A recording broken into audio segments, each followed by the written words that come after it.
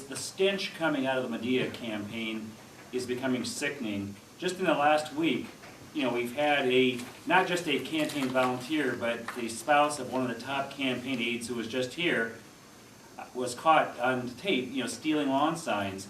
And that's something truly showing the tone of the campaign, that this would even be tolerated or even conceived is beyond belief.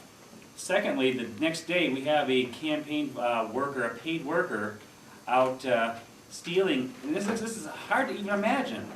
They've sunk to the level of having a person out there with a Madia t-shirt on going door to door, stealing a child's scooter. And then we have the DCCC just bombarding the district with ads that are untruthful.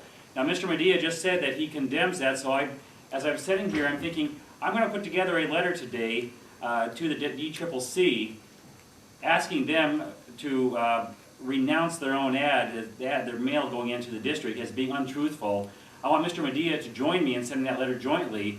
How do you feel about that carpet bagging claim?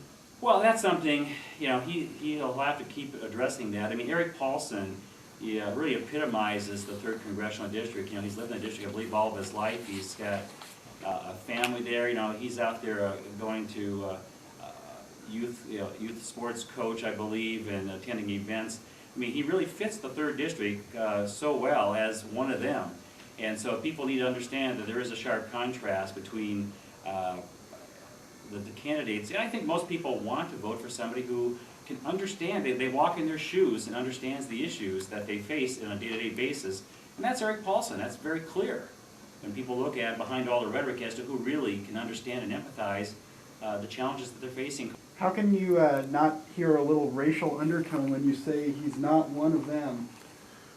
No, I'm talking about the fact it's coming down. Eric Paulson is a person who has lived in the suburbs his life.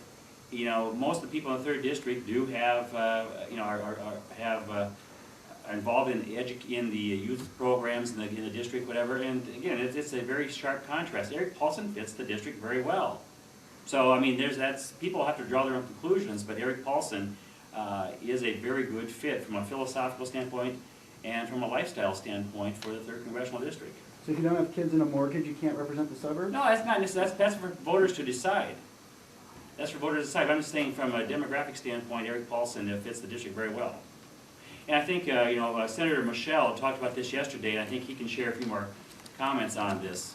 I think, based on my experience as a state legislator, that the next member of Congress will do better in talking about economic bailouts if he, in this case it's down to 3 guys, if he has had to struggle to pay a mortgage, if he has sat down with his family to figure out how to pay for college education for his kids, if he has had to figure out how to pay the property tax bill, I think that's a deeper and broader perspective that we need in Washington, D.C.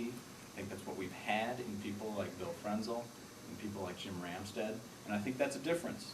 I think that is a clear difference in this race. We have a young candidate, one of the youngest in history to run in Minnesota, and he doesn't have deep roots in the 3rd Congressional District. He's got very meaningful life experiences, absolutely. Absolutely, and I said it twice yesterday, and I'll say it again. Thank you for your service. We value that. But there are no shortcuts to the life experiences of living in the suburbs, of raising a family in the suburbs. There should be no hint of anything, but we're talking about some holes in his resume that I believe, as a state legislator representing the 3rd Congressional District, are relevant. So just to be clear, he's not one of us is nut code for anybody that he sees. I certainly didn't ever use that phrase. You are criticizing essentially Ashwin Madia for not having kids and a mortgage, right? I'm praising Eric Paulson. But yesterday you were criticizing Madia, right? I mean, it wasn't just praising Paulson. You were talking about all the things Madia didn't have. I think it's a difference. I think it's a contrast. This is going to have, these backgrounds are going to have a big bearing on how this next member of Congress votes. So I don't think it should be considered off limits to talk about the holes in someone's resume. My sense is we have an energetic candidate with a lot of money coming in from outside the district, and that worries me. On the suburban life experience thing, does Eric Paulson share your views on that? Have you talked to him I about haven't it? talked to Eric in the last 3 days. You don't know. I don't know. As you make this point, are you going to continue to use words like not in the demographic? Who are you with? My name is Chris Steller. I'm with the Minnesota Independent. And as you make this point going forward, are you going to continue to use words like not in the demographic and not one of us, not like us, and those kinds of terms? I don't recall using those terms. Well, I don't think it- we just heard demographic. We also say when you look at the candidate. Are you going to continue to use those kinds of phrases, or do you have to stay away from those kind of phrases? You're talking about looking at the candidate's resume. Well, I heard looking at the candidate. I'll continue to talk about holes in the record, holes in the resume. Thank you very much. Thanks.